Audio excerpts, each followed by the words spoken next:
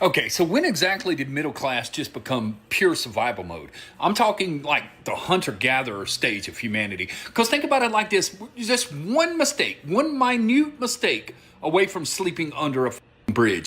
The quiet way how many people are actually losing their buying power and effectively experiencing disinflationary pricing wherever they go only happens when they try to pay for something, right? The same thing, you don't understand how little you earn until you actually see your paycheck. You see all the deductions, you see all the taxes, right? The quiet way people going broke. And again, it has been happening. This is not a new thing.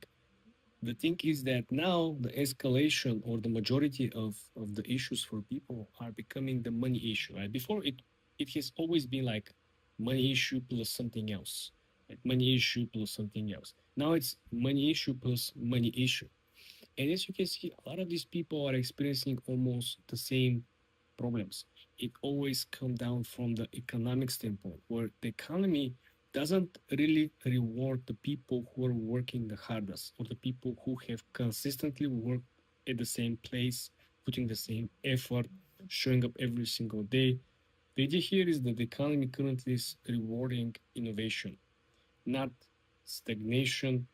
Can someone please tell me that things are going to get better for the economy, for the world? Just someone please tell me that things are going to get better, bro, because I work from 8 a.m.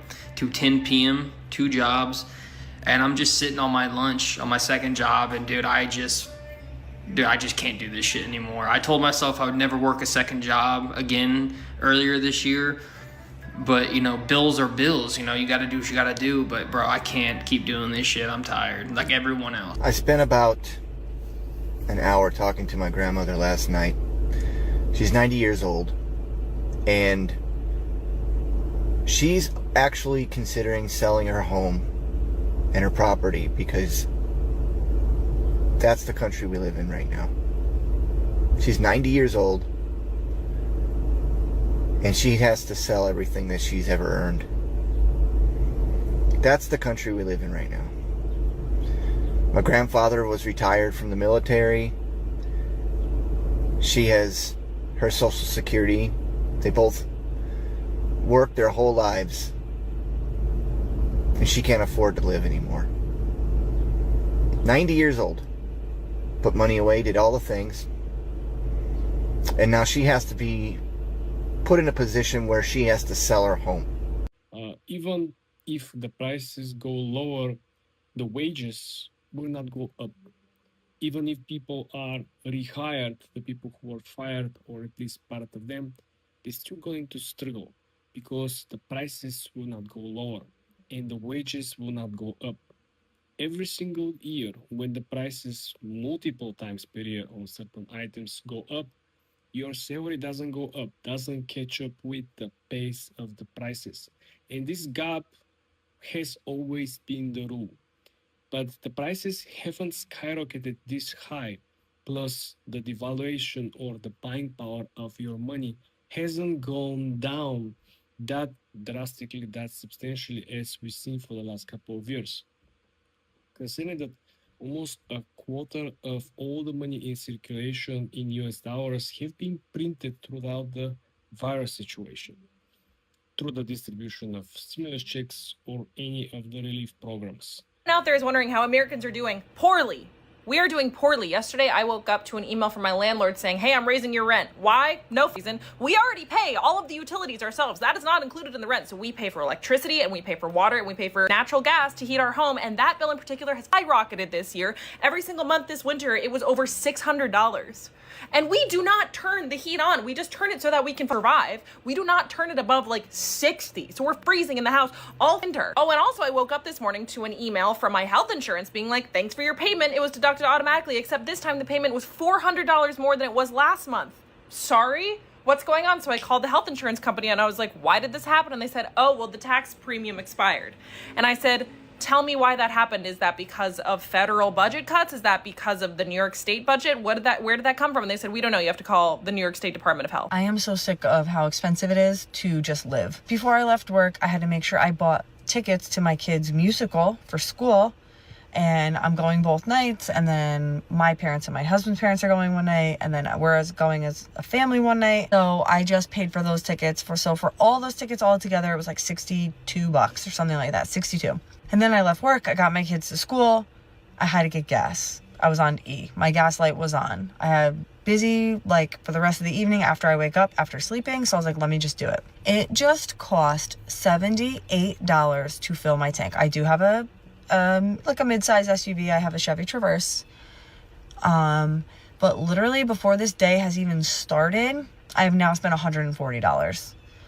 How the freak do you sustain life anymore? I don't know. It's so frustrating how expensive everything is. It's like every time you turn around, there's like something else to pay for, and I know that's being an adult, and I know that's life, but it's so frustrating. So you need to understand that when the velocity of money supply outnumbers the actual products, goods, and services produced from the consumers, well, then there is a natural latency in which inflation will catch up with and essentially fill up the gap. There's no space left behind.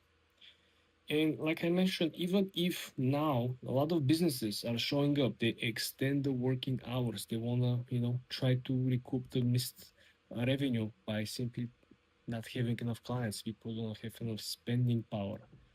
They still cannot catch up with the previous pace. You see businesses compare month to month.